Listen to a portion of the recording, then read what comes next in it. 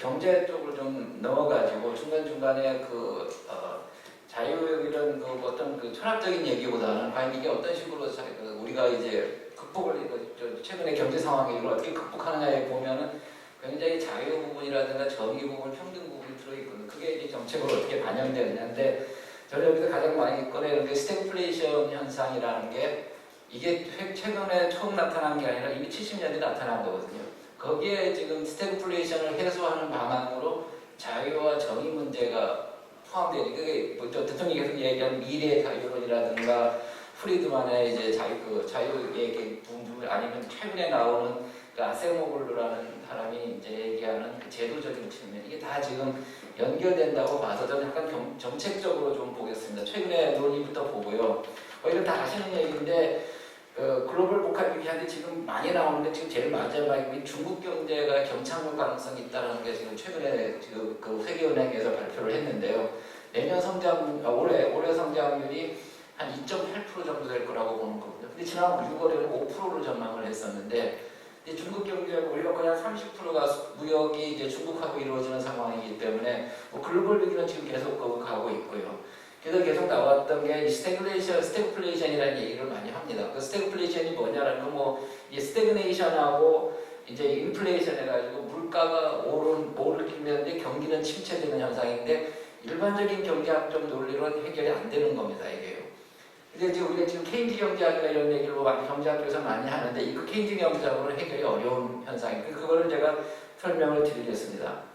보시면 이게 유동성이 코로나 때문에 유동성이 많이 풀렸다는 얘기가 매일경제에서 조사한 것 같은데 보시면은 G4 미국, 유로존, 일본, 중국이 통화량이 2019년 말에서 2021년 말까지 10조 정도가 증가했는데 GDP의 거의 25%가 증가했다는 거거든요. 그러니까 어마어마하게 코로나 때문에 유동성이 풀린 거예요. 근데 이제 문제는 2022년 1분기부터 들어오면서 엄청나게 줄이기 시작하고 있다는 거죠. 이 사람들이 GDP 대비 127%에서 117% 줄었다는데 거의 GDP 대비 10% 정도가 유동성을 줄이고 있다는 거거든요. 이게 이제 기본적으로 경기 침체의 시작이죠. 인플레가 이제 거기 되니까요. 그 부분이 매일경제 조사한 거고 이게 우울한 경제 성장률 전망이라는 게 2022년 성장률에 대한 전망을 보면 2021년 4월에 이거 IMF 건데요. 2021년 4월에 4.4%, 2021년 10월 발표 자료는 4.9%까지 올라갔었거든요. 그 이후에 다 악화된 거예요. 2022년 1월, 4월, 7월에 발표한 자료들이 세계 경제 성장률 전망이 계속 떨어지고 있다는 거죠. 한국도 쭉 떨어져서 2021년 10월 전망치 이후부터는 전부 올해 전망치 2.3%, 미국도 2.3%입니다. 내년은 더 안 좋습니다. 내년에는 지금 보시면은 기저효과를 고려하더라도 지금 2021년 10월부터 쭉 보면 최근에 발표한 게 22년 7월인데 세계가 2.9%, 2.1%, 한국이 2.1%, 미국이 1.1%로 올해보다도 오히려 더 떨어지는 경제 성장률 전망을 하고 있다는 거죠. 그리고 우리가 경제 성장률이 떨어지고 그 다음에 올라가야 이제 기저 효과가 나타나는데 이게 지금 IMF조차도 올 7월까지 매 몇 개월마다 이제 수정 전망을 하는데요.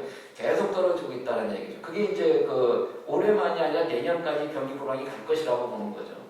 그다음 이건 OECD에서 발표한 건데요. 이제 9월 26일 날 발표한 건데 보시면은 이거 경제 성장률 전망이 지난 2021년 발표할 때보다 2022년 이게 아마 21년 12월인 것 같아요. 12월, 그다음 6월, 2020년 9월 발표할 때 전부 지금 4.7% 성장 전망했다가 G20 국가요. 2.9, 2.8, 2.8, 2.2 계속 떨어지고 있습니다. 근데 물가는 또 반대죠. 물가는 지금 성장률 2021년 12월 발표 자료, 2022년 6월, 2029월 발표 자료 보면은 2022년에 지금 8.2% 물가가 오를 것이라고 전망하고 있고요. 내년에 6.6% 성장을 하려고. 보통 우리가 중앙은행에서 얘기할 때는 소비자 물가 상승률 2%대 유지하는 것을 가장 정상적으로 바람직한 걸로 보고 있는데 내년도 지금 물가 상승률은 오른다는 얘기예요. 경제 성장률은 떨어지고 물가 상승률이 올라가는. 근데 기본적인 경제학 교과서적으로 얘기하면은 경제 성장률이 떨어지고 물가가 떨어져야 되거든요. 근데 이게 지금 경제 성장률은 떨어지면서 물가 상승률은 올라가는 형태. 그게 지금 현재 지금 내년까지 전 OECD도 그렇고 이제 IMF도 그렇고 다 이제 그렇게 전망을 하고 있다는 겁니다. 한국도 마찬가지입니다. 한국도 지금 아까 IMF 자료 보시면은 2022년 1월에 2022년 경제 성장률 전망을 3.0% 하다가 2.3% 최근 7월에 떨어뜨렸고요. 2023년에는 2.6% 전망치가 2.1입니다. 이게 2.1%인데 2% 내년의 경제 성장률이 2% 정도로 전망을 하고 있어서 올해 2.3% 전망을 했는데 내년에 2.1%라는 거는 오히려 더 떨어진다는 얘기예요. 경제 성장률이요. 그래서 이제 그 다음에 상부 현상도 아시다시피 아까 말씀드린 이제 소비자 물가 상승도 높고 환율이 높고 금리가 이제 지금 2.5%까지 올라가 있죠. 근데 이게 우리가 주의해야 될 게 80년대 3저로 우리가 성장을 했다 그러는데요. 3조는 물가가 떨어지고 이제 금리가 떨어지는 걸 맞는데 이 고환율하고 여기 밑에 저환율하고 같은 얘기입니다. 지금 표현을 우리가 언론사들이 표현을 잘해서 그래서 그렇지 고환율이 지금 달러당 원화가 1,400원 넘는 건데요. 여기에 저환율은 원화 가치가 하락한다는 거죠. 이게 원화 가치가 하락한다는 고환율이거든요. 그래서 80년대 이 저환율이 지금의 고환율과 같은 말입니다. 같은 말인데 다만 물가하고 금리는 반대라는. 그래서 이게 지금 패러다임 전환 얘기할 때 우리가 얘기할 때 아니 같은 저환율인데 원화 가치가 떨어진 건데 왜 80년대는 되게 우리한테 도움이 됐고 지금은 왜 도움이 안 되느냐. 근데 이거는 뭐 자세히 말씀 안 드리지만 이거는 이게 선진국형으로 바뀌어가기 때문에 그런 거거든요. 이 저환율이 되면 좋다라는 거는 무역을 통해서 경제 성장할 때 그거 할 때는 좋은 거지만 지금처럼 선진국화돼가지고 자본거래가 더 중요해지면은 사실은 고환율보다 환율 우리나라 원화 가치가 올라가는 게 더 좋다라는 거. 그래야 한국으로 돈이 들어오니까는요. 근데 지금 우리 요거는 뭐 자세히 말씀드릴 건 아니라서 요 저환율하고 지금의 고환율하고는 같은 말이다라는 거죠. 그다음에 이제 국내 소비자 물가 상승률입니다. 물가 상승률 보시면 지금 여기에 2%가 보통 중앙은행이 이제 한국은행에서 그린 건데요. 2% 정도를 중앙은행이 타겟팅하는 이자율인데, 인플레이션율인데 지금 우리나라가 뭐 어제 발표한 그 5.6%로 떨어지긴 했지만 지금 6.8%까지 올라갔다가 7월달에 6.3%까지 올라갔다가 5.7, 5.6으로 떨어지긴 했지만 아직도 물가 상승률 2%대의 목표가 중앙은행이 그것이 타겟팅하는 거라면 아직도 굉장히 높은 거라죠. 근데 지금 어떻게 될 거냐라는 건 오늘 아침 신문 보니까 오펙 플러스에서 200만 배럴 유가를 석유 생산량을 줄인다고 나오더라고요. 아마 유가가 떨어지는 게 증상이 보이니까 올린다는 거고, 마찬가지 반대로 이쪽에 우리나라가 이제 소비가 늘어날 것이기 때문에 앞으로 이제 물가가 어떻게 될 것이냐라는 이제 측면은 지금 뭐 이제 계속 떨어진다라고 얘기는 하는데 그 떨어진 속도는 좀 우리가 예상하기 좀 어렵지 않을까 생각합니다. 대신 이제 유가가 떨어진 게 지금 물가 하락을 시키는 요인이 되는데 나머지 뭐 외식 물가라든가 뭐 요즘 언론에 많이 나오는 배추 이런 거는 거의 1.5배가 올라가고 하기 때문에 소비자 물가 상승률에 대한 기대가 아직은 이제 기대치가 이제 높기 때문에 이걸 어떻게 떨어뜨리냐가 지금 이제 변수라고 볼 수 있습니다. 그러니까 한국도 마찬가지로 물가 상승률은 5% 이상 되는데 경제 성장률은 2%로 떨어지는 그런 이제 스태그플레이션이라고 그러죠. 그 현상이 내년까지 계속될 것이다라는 전망인 거죠. 무역 수지 상승 수지는 계속 나오는 얘기이기 때문에 우리나라 이제 아까 이제 환율 말씀을 드렸는데 지금 9월까지 6개월 연속 적자고 1월에서 9월까지 거의 한 300억 달러 적자인데 아마 이거는 이제 우리나라가 무역 수지 적자한 게 96년 206억 달러 적자, 2008년에 133억 적자인데 올해 지금까지 거의 한 300억 달러 적자이기 때문에 아마 사상 최대의 무역 적자가 나타나고 이게 이제 경상수지 적자로 나타날 것이냐라는 좀 지금 이제 조금씩 이제 나타날 수도 있다라고 하고 생각을 하고 있는 것 같은데 아직은 뭐 적자는 아니고요. 근데 더 중요한 거는 이겁니다. 지금 뭐 인플레이션 걱정도 하고 이자율 올리는 거 걱정 많이 하는데요. 이게 지금 BIS 국제결제은행에서 발표하는 이제 43개국이죠. 43개국은 기업 부채하고 가계 부채를 보시면은요. 이 기업 부채도를 보시면은 이게 이제 연도별로 아니라 이제 경제 1인당 국민소득 수준으로 여기 넣어놓은 거거든요. 그럼 경제발전 단계에서 봤을 때 기업 부채하고 가계 부채가 굉장히 높은 나라입니다. 우리나라가. 보시면 가계 부채는 43개국 중에서 2022년 1분기죠. GDP 대비 가계 부채가 105%로 호주, 스위스 나오고 3위입니다. 지금. 그래서 가계 부채가 굉장히 폭발성이 있다는 거고요. 기업 부채도 마찬가지로 115.2% GDP 대비로 43개국 중에 14위입니다. 지금 우리나라가 경제발전 단계로 보니 빨간 게 한국이거든요. 이게 이제 여기가 이제 1인 가구의 소득이고요. 그 경제발전 단계에 비해서 한국이 굉장히 높은 그 피격 부채와 가계 부채를 갖고 있다는 얘기죠. 근데 이게 지금 그러니까 민간 섹터의 부채가 굉장히 높다는 거고요. 다만 이게 이제 그 우리가 이제 국가 채무라 해서 D1, D2, D3로 나눈 이것이 이제 보통 정부에서 발표한 D1이고요. 국제기금이 빨간 게 D2인데 요 최근에 문재인 정부 때 급격히 올라간 거거든요. 근데 경제발전 단계로 보면 아직은 낮은 단계인 건 맞습니다. D1을 하든 D2를 하든 D3인데 이게 아마 OECD는 D2 정도로 발표를 하기 때문에 경제발전 단계로 봐서는 아직은 낮은 편입니다. 낮은데 지금 우리가 뭐 저출산 고령화니 뭐 이런 거 가지고 지금 얘기하는 지금 현재 시점에서는요. 그래서 보면 결론적으로 보면은 민간 부채, 국가와 가계와 기업은 굉장히 높은 편이고 국가 채무는 아직까지는 이제 컨트롤할 만하다라는 거죠. 그래서 이런 측면이 현실이 지금 한국 경제고요. 근데 지금 스태그플레이션인데 뭐 아까 계속 말씀드렸듯이 스태그플레이션은 이게 우리가 보통 수요곡선, 공급곡선인데 이 코스트 푸시라는 오일 유가 상승에 의해서 이제 오히려 올라가는 현상이거든요. 근데 여기 왼쪽이 뭐 경제학 그래프인데 물가는 올라가고 이제 생산량은 줄어드는. 그게 이제 보통 전통적인 경제학에서는 이걸 설명이 안 되고 이게 보통 이제 스태그플레이션이라는 얘기를 해서 스태그네이션과 인플레이션, 경기 침체와 물가가 동시에 발생하는. 이게 상식적으로는 경기 침체가 되면 물가가 떨어져야 되거든요.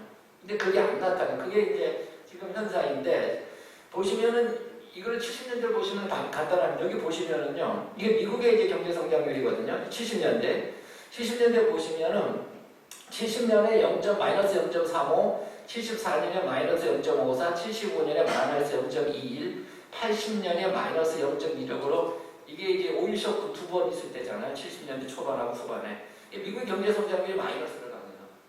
근데 물가는 상승해가지고 74년에 11.5%, 79년에 11.25%, 80년에 13.54%, 81년에 10% 정도 이렇게 물가가 이렇게 올라갑니다.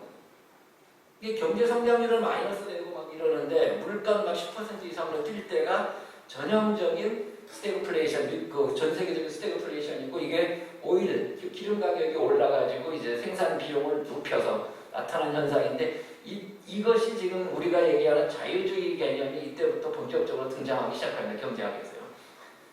보시면은 그래서 지금 나온 게 스태그플레이션과 자유시장 경제인데 이게 뭐 이제 이때부터 이제 그 당시는 전국 산업혁명 시대의 아담 스미스가 얘기하는 자유방임주의, 그건 진정 극단적인 자유주의 개념이고요. 30년대부터 대공황이 오면서 이 자본주의 체제 내에서 정부가 자본주의 체제 내에서도 자유라는 거죠. 시장 경제를 규제할 필요가 있다 그래서 이제 정부가 개입하는 형태. 그걸 우리가 수정자본주의라고 등장을 합니다.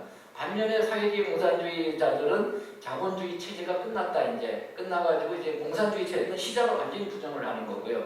케인즈는 시장을 인정을 하되 정부가 개입을 많이 할 필요가 있다 그래서 그게 70년대까지 갑니다. 70년대까지 가는데 그 현상은 뭐냐면 경기 침체가 되고 물가가 떨어지는 현상이 동시에 일어나면 되는데 스태그플레이션은 그 현상으로 설명하기가 어려웠다는 거죠. 경기는 침체가 되는데 물가는 오른다는 현상. 그건 케인즈 경제학으로 설명하기가 어렵고 케인즈 경제학으로 해결이 안 돼가지고 그게 지금 금리 인상을 이렇게 과격하게 합니다. 미국의 금리 인상이 78년 12 데이터마다 조금씩 다른데요. 78년 11월에 이자율이 기존 연방기준금리가 11.5%인데 79년 12월에 15.25, 80년 4월에 20%, 80년 12월에 21.5%까지 이자율을 올립니다. 거의 지금 2배를 2년 사이에 올립니다. 지금 미국 금리 올린 게 이상한 게 하나도 아닌 거라는 거죠. 지금요. 그래서 그 상황에서 그 다음에 경제발전 패러다임에서 지금 뭐 이제 우리가 이제 하이에크의 얘기를 밀턴 프리드만의 선택할 자유 책자들을 보면은요. 이 선택할 자유 책자도 보면은 그 미국의 우리나라 지금 EBS도 거기 방송을 위해서 시리즈로 만든 강연록이거든요. 그걸 모아서 책으로 만든 건데 이분들이 얘기하는 게 결국 전형적인 형, 이제는 케인즈형으로 안 된다. 즉 정부 개입으로 안 된다는 얘기예요. 그래서 시장을 도입하라 그래서 이걸 뭐 자세히 말씀 안 드리겠습니다만은 80년대 들어오면서 워싱턴 컨센서스, 뭐 오그멘티드 워싱턴 컨센서스, 시장 자유주의, 마켓 리버럴리즘, 뭐 시장 근본주의 비판하시는 분들은 시장 근본주의, 신자유주의 이런 식으로 해서 80년대부터 자유주의 개념, 그러니까 새로운 형태의 자유주의 개념이 등장하면서 잘 아시는 영국의 대처, 그다음에 미국의 이제 그 레이건 닉스 그 다음에 이제 호주의 이코노믹 레셔널리즘에서 나오고요. 뉴질랜드는 이제 로저노믹스 해가지고 그 재무부 장관 이름을 따서 나오는 게 전형적인 이게 자유시장 경제를 도입해야 된다. 정부가 결국은 프리드만은 정부 개입을 하지 말라는 얘기거든요. 정부 그것이 이제 그 자유주의 사상이고 뭐 노예이길 나오는 게 그때부터 이제 본격적으로 어떻게 보면 이제 그 케인즈 경제학 할 때 70년대까지 이제 그렇게 각광을 못 받다가 80년대부터 새로운 형태로 자유주의 사상이 이제 이 사람들이 얘기가 들어오는 거죠. 이 사람들은 결국은 정부가 개입하지 말아라는 얘기것이 경제예요. 근데 케인즈는 정부가 개입해서 성과를 얻을 수 있다라는 차원이고요. 그래서 보시면 아까 말씀드렸던 물가가 이제 그 미국의 이자율 상승이 이때 80년대, 70년대 말 80년대 저 이만큼 오른 거죠. 근데 지금 보면 여기거든요. 지금 올려서 3.25% 가봐야 지금 생각하면 굉장히 낮은 상태입니다. 지금 0%까지 갔다가 이제 3.25 정도까지 올라가 있는데 지금 옛날에 스태그플레이션 현상 그 당시만큼 심각한 스태그플레이션은 아닌데 이 부분이 굉장히 지금 심각한 형태로 되어 있다는 거죠. 넘어가겠습니다. 이거는 뭐 시간이 급해서 보시면은 그럼 우리는 어떻게 해야 되느냐? 근데 여기 단기 방안 뭐 저는 이자율 인상이 결국 느리다고 생각합니다. 한국은행 굉장히 지금 느립니다. 지금 0.75%포인트가 차이가 나는데 한국이 지금 0.75 하기 어려운 상태에서 0.75를 미국이 최소한 한 번이나 한 번은 할 것 같고요. 2번 정도 할 것 같거든요. 그럼 한국 그거를 따라갈 수가 없습니다. 지금.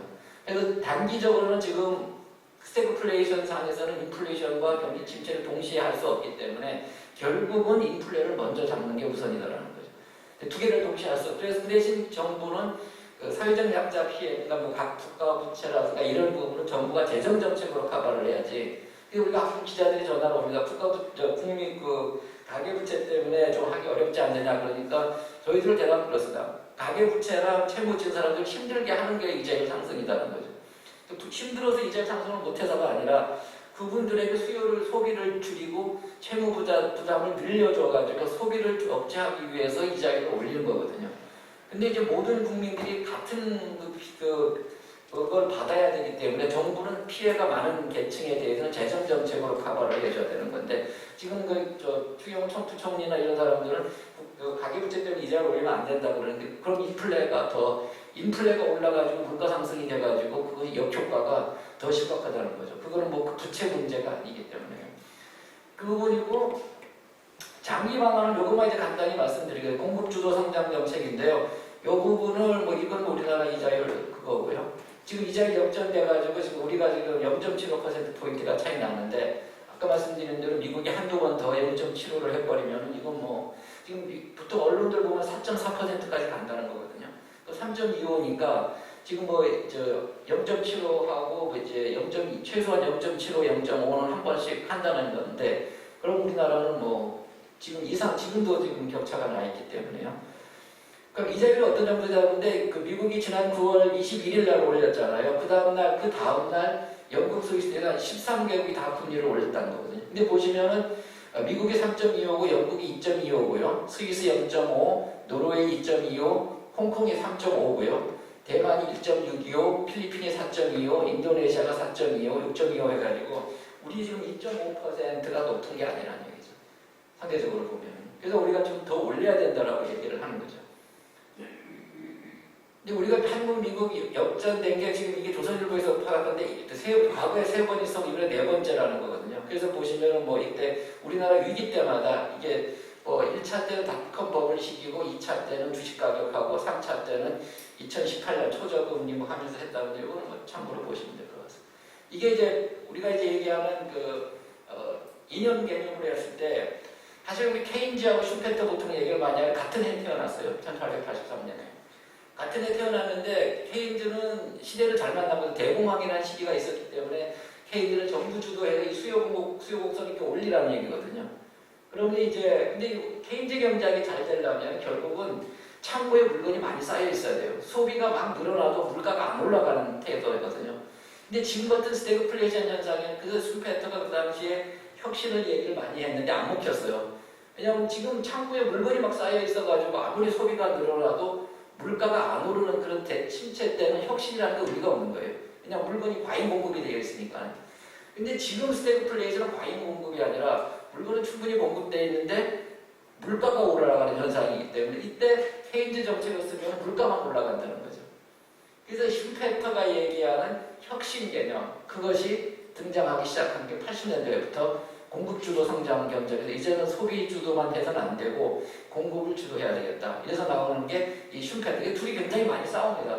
케인즈는 자기가 서로 대단한 경제학자인데 실제 그 경제 정책상으로는 70년대까지 케인즈 정책을 받아들였던 거죠. 그래서 케인즈가 유명해진 거고 80년 이후부터는 스태플레이션 현상을 갖추면서 케인즈 정책 안 된다 하면서 나온 게 슈페터가 얘기한 혁신, 공급을 늘리라는 얘기죠. 지금 같은 경우 이제는 공급을 늘리는 정책으로 전환이 돼야 된다는 거죠. 그 부분에서 뭐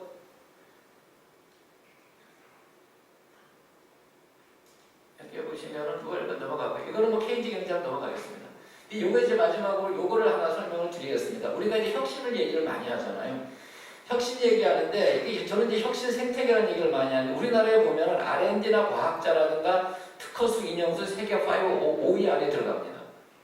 R&D 지출, GDP 대비 R&D 지출이나 R&D 총액, 과학자 수, 그 다음에 특허 출원 수, 이거는 이 세계 5위 안에 다 들어갑니다. 근데 문제는 뭐냐? 이런 게 혁신이거든요, 이게. 혁신을 해놨는데 그 혁신된 성과가 생산성으로 연결이 안 되고 있다는 거죠. 그래서 지금 기업가 해품가 얘기가 나오는데 보시면은 이게 이제 요즘 많이 인용되는 책인데 이거 한번 읽어보시면 굉장히 쉽게 되어 있고요. 국가는 왜 실패하는가를 보면은 이 소련이나 이제 북한, 남한도 많이 전 세계적으로 많이 비교했는데 제도가 포용적이어야 된다는 얘기예요. 이 사람 제도를 중시 여기는 학자들이에요. 막 물건을 이제 공급하는데 노동, 자본 이것만 들어서 되는 게 아니고 여기에 제도가 포용적이야. 제도가 포용적이어야 되는데 경제제도와 정치제도가 있는데 이게 착취적 경제제도, 포용적 경제제도, 착취적 정치제도, 포용적 정치제도 있는데 이 착취적 정치제도 하에서도 경제성장은 된다. 이런 얘기를 하거든요. 그게 소련 같은 경우거든요. 근데 문제는 소련 같은 경우에 혁신이 아니라 자기들이 갖고 있는 노동이나 자본을 어떤 분야에 집중적으로 투자해서 성장을 시킬 수 있다는 거거든요. 근데 지속적이지 않다라는 거예요.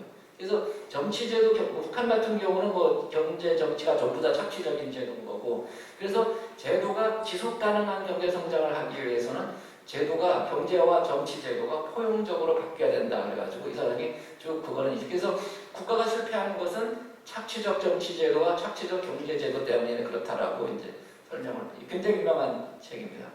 이거는 뭐 이제 지표상이고요. 아까 말씀드린 대로 이거는 넘어가겠습니다. 왜냐하면 이게 R&D 그 성과 지표나 R&D 이런 거는 세계 5위 안에 다 들어갑니다. 우리나라에서요. 근데 문제는 이 질적 지표가 그래도 10위 안에는 들지만 양적 지표에 비해서 질적 지표가 떨어진다는 거죠. 그게 이제 지금 문제가 되는 거고요. 마지막으로 이게 이제 아까 이제 우리가 패러다임의 전환 얘기를 많이 하는데 자꾸 혁신해서 공급주도형으로 많이 가자는 얘기를 많이 하는데 혁신 자체는 아까 말씀드린 대로 굉장히 세계 탑순위입니다. 근데 문제는 그 혁신을 생산성으로 확장시키기 위한 이 생태계 아까 말씀드렸던 이 부분이죠. 그러니까 여기는 혁신을 얘기하는 거고요.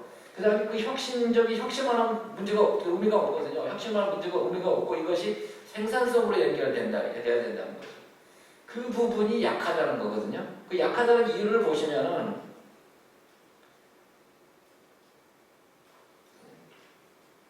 이게 보시면 우리나라가 이제 2019년 코로나 때문에 그 이후에 이제 모이지를 못해서 발표를 안 하고 있는데 141개국을 보시면은 이 제도 기본 환경은 되게 좋아요. 우리나라가 1인당 소득이 한 30비 중반이라고 보면은 뭐 이제 ICT 보급이나 거시경제 이런 건 세계 1위로 그걸 평가를 하잖아요. 그다음에 쭉 보시면은 나머지들도 뭐 인적 자원도 세계가 1인당 소득보다 높죠. 이런 거예요. 근데 문제는 이 시장이에요. 아직도 시장 제도가 안 좋다는 생산물 시장, 노동 시장인데요. 보시면은 생산물 시장 중에서 보시면은 독과점수죠. 그다음 서비스 업계 경쟁, 무역 장벽, 관세율 이게 지금 141개국이 91위로 평가되고 있거든요. 근데 이 제도가 지금 포용적이지 않다는 얘기예요. 이 독점적 수준이 높다는 것도 아까 아세모글로가 얘기했던 포용적 경제 제도로 전환이 안 되고 있다는 거죠. 그다음 경쟁도 지금 48이니까 경쟁 시스템이 잘 안 돼 있다는 거고요. 이게 더 심각한 거는 노동이에요. 우리가 뭐니 해도 전기 해고 비용 116위, 고용 및 해고관의 100위, 노사관계 협력 130위, 그 다음에 외국인 노동자 고용 용이성 91위, 국내 노동 이동력 83위, 141개국 중에 100위가 넘어가는 게 이거예요. 그 결국 이거 제도가 포용적이지 않다는 얘기거든. 아세모글로가 얘기하는. 이 부분을 지금 우리가 해서 우리가 뭐 맨날 혁신 얘기하고 자유시장 경제 얘기하고 정의 얘기하고 공공 얘기하지만 이 부분이 자유 유연성이 없어지고 포용적이지 않으면은 아까 말씀드렸던 혁신 생태계 경제 성장으로 연결되지 못하고 경제 성장으로 연결되지 못한다는 것은 혁신에 아무리 투자를 해봐야 그 성과가 나타날 수 없다는 얘기죠. 그런 측면에서 이제 이 부분을 간단히 말씀드리면 이것만 결론이고요. 보시면은 이제 아까 말씀드린 대로 혁신 생태계 강화인데 이 스태그플레이션 상에서는 절대로 경제 성장과 물가는 주말에 돕기 잡기 불가능하다. 우선순위 정해야 된다는 거고요. 그 다음에 이제 금리 인상 정책을 해야 된다는 거. 그 다음에 장기적으로 가기 위해서는 아까 말씀드렸던 케인즈형, 정부 주도형, 정부 개입형에 의한 경제 성장 전략은 지금 현 스태그플레이션 상에서는 효과가 없다. 오히려 물가만 올리기 때문에 이제 혁신 주도형 경제 성장 정책을 채택해야 된다는 거고, 이 혁신 정책하기 위해서는 단순히 혁신만을 주장해서가 아니라 혁신적인 성과가 경제 성장으로 연결되는 그런 그 생태계가 형성이 돼야 된다. 거기에는 정치 제도적 혁신이 없이는 불가능하다는 얘기. 우리가 지금 얘기하는 그 제도라는 부분이 요즘 경제학에서도 굉장히 제도라는 부분이 굉장히 많이 강조되고 있는 시기거든요. 그래서 뭐 이거는 뭐 넘어가겠습니다. 이거는 결국은 우리가 이제 보수다 우파다 하는데 저는 이 그림을 많이 인용을 하는데요. 이 지속가능 발전이라는 게 과거에 있었던 경제 성장이나 환경이나 사회 발전이 같이 가자는 거거든요. 보수나 진보나 이게 대립 관계가 아닙니다. 이제는 더 이상. 근데 우리가 지금 가야 될 길이 같이 가야 되는데 과거의 산업혁명 시대의 자유방임주의, 아담 스미스의 자유방임주의라는 것은 결국은 시장한테만 맡겨놓고 인간이 이제 가장 우월하기 때문에 맡겨놓고 정부는 방이라든가 북방이라든가 이런데 그 약영국가라는 것을 가입하지 말라. 그래서 결국은 경제성장 위주거든요. 근데 경제성장 위주로 하다 보니까 문제가 생긴 게 뭐냐면 독과점이 발생하고 소득 격차가 발생합니다. 소득 격차가 발생하면서 마르크스 엥겔스의 사회주의가 등장하는 게 자본주의가 발전하면 생기는 문제점을 정확히 본 거거든요. 본 건데 마르크스 엥겔스 쪽은 자본주의가 그렇게 독과점이 이제 축적이 되고 소득분배가 악화되면 결국은 자본주의가 소멸이 돼서 공산주의로 간다는 거고, 그런 와중에 나타난 게 1920년대 말에 나타난 대공황인데 그 대공황 때 사회주의가 그때부터 공산화되기 시작했지, 많은 나라들이요. 근데 이쪽 자본주의 체제에서는 아니다. 시장이 이때는 잘 작동이 안 될 때는 정부가 개입해야 된다. 그래도 그 자유주의나 이게 부정된 건 아니다. 부정된 건 아니고 이걸 우리가 수정자본주의라고 해서 자본주의를 수정해서 기존의 그 자유방임주의형 자본주의에서 정부가 필요할 때는 개입하는 형태. 그게 이제 케인즈 경제학이거든요. 그래서 해서 나타난 게 그 현상이고, 그러다 보니까 이제 어떤 현상이 발생하냐면 경제성장만 추구하는 게 아니라 환경적인 문제, 사회발전 문제를 같이 가야 된다라고 하는 게 7, 80년대에 들어오면서 이제 지속가능 발전이라는 용어가 등장하는데요. 여기에 결국은 좌파 우파 개념이 없다는 거죠. 뭐 제가 말씀을 안 드렸지만 이제 이걸 우리가 자본주의 이제 4.0이라고 이제 많이들 부르는데 거기에서는 자본주의 4.0에서는 시장이 우월하다, 정부가 우월하다 이런 개념을 할 수 없다는 거죠. 결국은 시장이든 정부든 누가 성과가 좋으냐. 거기에 이제 그 평가를 해야 된다기 때문에 여기 이제 좌파 우파 개념에서 이런 이념적 자유냐 뭐 인권이냐 이런 개념이 아니라 결국은 목적은 똑같다는 거죠. 목적은 똑같은데 그거를 어떻게 달성할 수 있느냐, 어떤 정책을 썼을 때 달성할 수 있는 정책 싸움이라고 보고 있고요. 현재의 그 스태그플레이션 상에서는 결국은 말씀드린 대로 혁신이어야 되고 혁신이 결국은 혁신 생태계를 형성해야 된다는 건데 그 혁신 생태계를 완성하기 위해서는 제도 변화가 있어야 된다는 거. 지금 뭐 어제 제 친구라서 얘기하기 좀 그런데 원장관이 발표한 국토 그것도 보면은 요금을 올렸지, 그 기본 요금이나 이걸 올렸지. 그 우리나라가 만들어온 혁신 있잖아요. 우번이 타단이 이런 혁신 공급이 그거는 거의 잘 안 하고 있거든요. 그게 지금 문제라는 거죠. 가격을 올리면 기사들이 나오는데 우리 혁신 성과가 한국에서 그거를 쓸 수 있게 해야 돼. 에어비앤비도 지금 법제화하자고 하면 제한적으로 허용하고 있고요.